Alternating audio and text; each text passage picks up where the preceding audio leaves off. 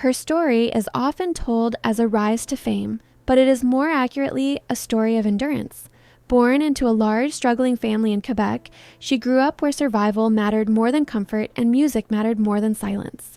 Over decades, she became one of the most recognizable voices in the world, performing for massive audiences and global stages. Yet, behind the applause was a life shaped by sacrifice, discipline, love, loss, and later, illness. This is not only a story of fame, it is a story of what it costs and what it means to keep singing anyway. Charlemagne beginnings. She was born in Charlemagne, Quebec, in a home already stretched beyond its limits. As the youngest of 14 children, her childhood was defined by shared spaces, limited resources, and constant adaptation. Privacy did not exist, neither did excess. Winters were harsh, and meals were carefully managed to feed everyone. Yet, within this environment, there was warmth in the only form it could take: family unity. Music was not a luxury, but a daily language. It filled rooms when words failed and softened the edges of hardship. In that small town, no one imagined she would one day be heard around the world. A house filled with music. While poverty shaped the structure of her early life, music shaped its soul. Her parents sang, her siblings played instruments, and the home often became a small, unplanned orchestra. Music was how the family processed both joy and struggle. It was not performed for success, but for connection. She absorbed this instinctively, learning rhythm and emotion long before formal training. By the time she could speak clearly, she already understood timing, harmony, and expression. In a house where survival was constant work, music offered something rare, moments where hardship paused and something larger than difficulty briefly filled the room.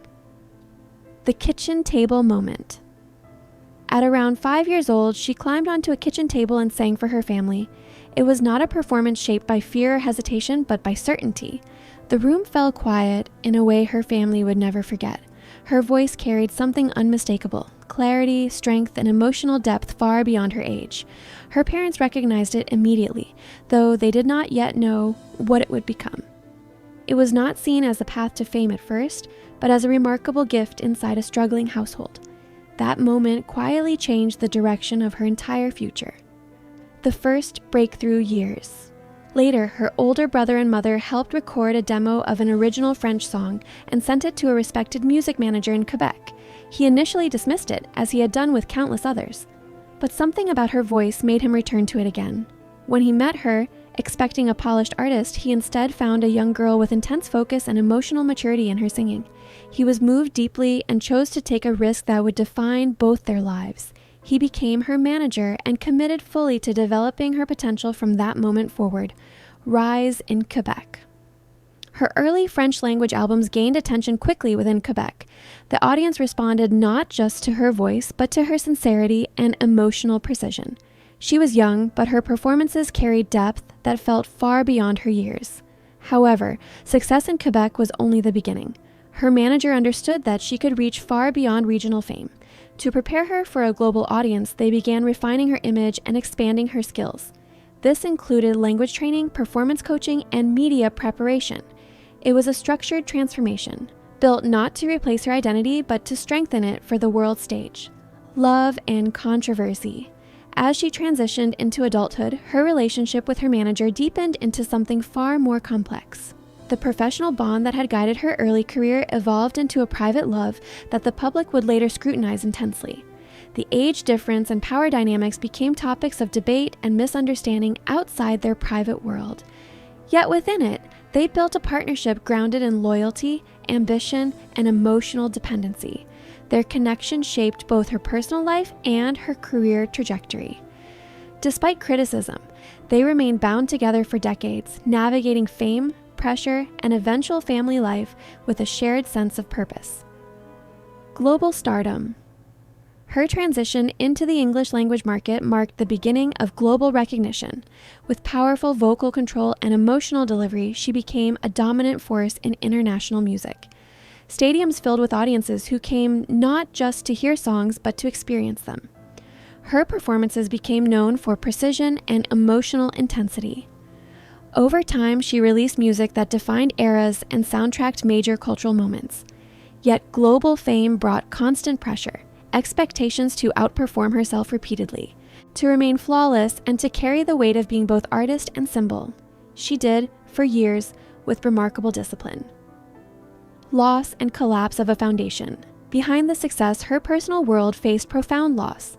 The death of her longtime partner and manager marked the end of a defining chapter in her life.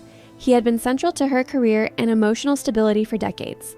His passing came after a long illness, leaving her to navigate grief while also maintaining public responsibilities. The loss was not only personal, but structural. She had to rebuild parts of her life that had been shaped around their partnership. In interviews and performances afterward, she carried both grief and resilience, often continuing her work even while mourning privately. Illness and ongoing struggle. Years later, she faced another challenge when diagnosed with a rare neurological condition affecting muscle control. The illness made even basic movement difficult, particularly those required for singing and performing. It forced cancellations, medical treatments, and long periods away from the stage. For an artist defined by physical expression and vocal strength, the condition represented a profound shift. Yet she approached it with persistence, working with specialists and adapting her life to new limitations. While recovery has not been simple or complete, she continues to focus on managing her health and preserving what remains of her ability to perform. Conclusion: still singing in a different way. Her story is not defined by a single rise or fall, but by continuity through change. From a crowded kitchen in Quebec to the largest stages in the world, her life has been shaped by resilience, discipline, love, and loss. Fame gave her a global voice, but life repeatedly tested the person behind it. Even now, as illness reshapes what performance means, the core of her identity remains tied to expression and connection. She has never been only a singer. She has been a reminder that strength and fragility often exist together. And in that balance, her voice continues in new forms.